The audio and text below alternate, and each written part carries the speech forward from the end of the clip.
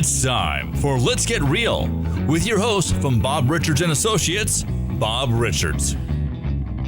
Bob, how you doing today? Michael, I'm doing well. Nice to see you. It's good to see you too. Again, Bob Richards of Bob Richards and Associates, Berkshire Hathaway. Berkshire Hathaway, yes, here in St. George. Right here in the lovely town of St. George. You doing good today? Doing wonderful. Every day is a great day. It is a great day. Yep. So I understand that we have a very exciting show today. We do. We are going to talk about the F-bomb word Yes. in real estate. In real estate and in business. And in business. Yeah. You ready for lay the big F-bomb on I me? am. Tell me, what is the big F-bomb? The big F-bomb, folks, is fraud. Fraud. Yeah, you were thinking maybe something different, but it's fraud. No, that's exactly what I was thinking. Was it? Good. Ooh. Yeah. I feel better about that. So, Bob, let's talk about fraud in real estate. I'll bet that this costs billions and billions of dollars to us folks. It does. Let's get real, Michael. It's a lot of money, and it isn't changing or decreasing. It's actually increasing each and every day, each and every week, each and every month, each and every year. There's more that's going out and never to be seen again. Gone. Well, how do they pull this stuff off? I would think that real estate would be kind of difficult to pull some fraud scams off. You would think so. We've actually seen where hackers will go into a person's email, change the account number to go to a different account when it's sent to say, hey, Mr. and Mrs. So-and-so, please, Bob's asking you to email this or wire this money. They wire it and it never hits the title company. It actually goes to typically Nigeria, and it bounces all the way through wire station and wire station until it's just plumb gone and never to be able to retrieved. It's just disappeared, and that's sad. I mean, that's a lot of money, people's savings. It doesn't allow them to close on their purchase of their real estate or just banking or internet commerce. All of that is affected by this new F-bomb called fraud. So let me get this straight. You say they're able to hack somebody's email, and then you Yes. said they changed the account, like the bank account, or The bank account, yes. And so when that wire is sent, there's a routing number and an account number. They'll change the routing number and tweak the account number just ever so slightly, not to be caught by most people. And the consumer is thinking, hey, I've got my professional realtor, I've got my title company handling this. It must be from them. It must be legit. And that's not always the case. wow. Okay, so I need to take notes. Step 1, hack email, change account, Yeah. call Nigerian Right. uncle. Right. Yes. Yes. Please send. Not that I'm going to do that. Please return. Not that we'd ever do that, but No. no. That's absolutely incredible. A lot of people are so unscrupulous nowadays. It's kind of hard to believe that somebody would actually do that. But It I is. guess they do. They do. So They do. aren't there also some scams that people are pulling on cell phones and stuff like that? Have you seen that lately? No. And for quite some time, you'll get a phone number that's an incoming call that says scam likely or scam, or it's something from Holland or Amsterdam or Timbuktu, and expecting you to pick that phone up and answer the call. And like, I don't know anybody in Austria. Why is somebody calling me from Austria? They're not, and so they're masking their original source of where they're actually calling from and what they're asking for from you. And the stories that you hear of desperation to you've won money. I just need your account information. I need your credit card number. I need your birth date, your social security number. And so many people are gullible enough that they give it to them. And the mess that creates afterwards is almost never ending. I don't know that people truly recover from that after that kind of experience takes place. I know there was a lot of stuff going around with some scammers pretending that they were with the IRS. Yes. And they wanted your information. And what people didn't realize is that the IRS does not call you and ask you for information. Yeah. That's definitely an ungood thing to do. It is. Yeah, that's but bad. sounding official, it's like, and it's the IRS. I better jump on this. I better do it. I don't want to get in trouble. And so they reach for whatever they are supposed to be giving them.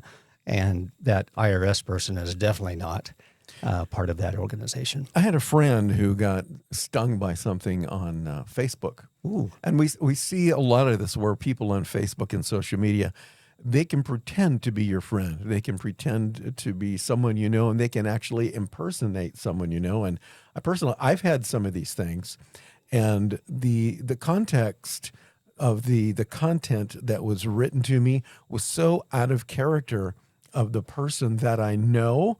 I literally called him and I said, Craig, I just got this weird Facebook message from you. Is that you? And he goes, oh man, you need to completely disregard that. My account's been hacked. So don't respond to that, because they're going to snag your information and then you'll get into their system. I mean, it was a nightmare. It is. It was horrible. And I guess they can do the same thing with real estate transaction. They can hijack your identity that way. They can.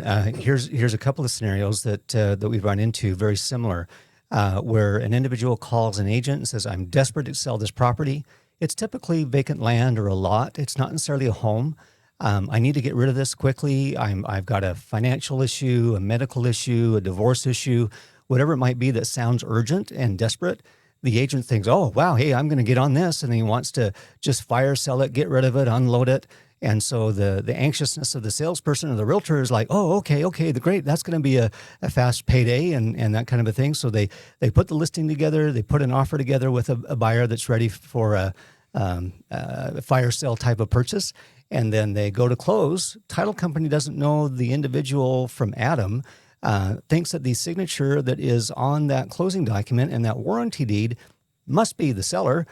So they go ahead and process that through. The transaction's sold. The parcel is recorded. It's now into the new buyer's name. And guess what, Michael? What? It wasn't the original owner, the actual owner of record. It was an imposter that forged documents. And unfortunately, the buyer did not buy that property. The seller maybe even doesn't even know that somebody else has impersonated or tried to impersonate. And it's just a mess. It's a hot mess after that. You brought up a really good point. It kind of takes me back to the olden days when I was in real estate and worked for the title insurance companies. At my B&I meeting the other day, we had a title company guy in there who was talking with a lender. And what I discovered, what I thought was interesting, nowadays, there's a lot of people paying cash for homes. And when they're paying cash for a home, they may not get a title insurance policy or the request a title insurance policy from the owner, who may not even have a title insurance policy. True. So they're buying a piece of property that is not insured to make sure it's a clean title, and they're getting stung. So they're going in, they're paying cash to some guy that doesn't even own the property. Yeah. And it's like, hey, thank you for the $500,000. Absolutely. I got to go. I'll see you later. Yeah, shake your hand. Where's the sucker? I'm out the door. Yeah. And sometimes that sucker is the other party. Yeah. So I think there's something to be said about having title insurance, even if you're a for sale by owner. Yes. And you're an all cash buyer. Make sure you've got all those bases covered, because it increases the liability for fraud, and so that's a pretty scary thing. It is. Go down, lay down $500,000 and some guy that doesn't own the property. Your wife would be upset with you. Oh boy. If you did that. Yeah. And that other person gets a nice little windfall at our expense. So, what other kinds of fraud do we need to be on the lookout for? One of the other things is credit. Oh my goodness sakes, Michael, that is extremely sacred. Let's get real. That dictates what you're going to pay for your payments, for your car, for your mortgage, your credit cards, a variety of other things. That credit is sacred with 3 credit reporting agencies. Well, here we go again. That again also can get hacked, can get changed. And now your 800 plus credit score, your 750 score is now in the 5s and the 6s. And guess what you've done? Absolutely nothing. Somebody else has done it for you and ruined your credit and absolutely just put you in a bad pickle. And nothing of your doing, something from somebody else and the credit reporting agency, you are guilty until proven innocent. Good luck trying to get that straightened out. So how do they do that? I mean, what is something I can do to protect my credit from being hacked and hijacked destroying it or somebody else taking my credit score and go using that to go buy something. Were there steps that I can do to protect myself? Yes. One of the things that we strongly encourage people to do is go back to old school. Now, those of you that don't understand what a Rolodex is, and those of us that do, it's kind of back to that time where you need to call and talk face to face, if you will, or voice to voice with that title company or with that entity that is asking for credit or a credit report, and make sure that you're really dealing with somebody that is a live person with that company rather than relying upon technology. Technology is wonderful. We've embraced it. We're part of it. It's part of us. But golly, you got to go step back and talk to the person almost belly to belly. But if that's not possible, then at least voice to voice. Do not rely upon a text, an email, a social media, even a voicemail isn't always the best thing to do. Absolutely make sure that you're live voice to voice with somebody. So as a real estate professional, what are some things that you can do to protect me as a buyer or a seller against fraud? Thank you.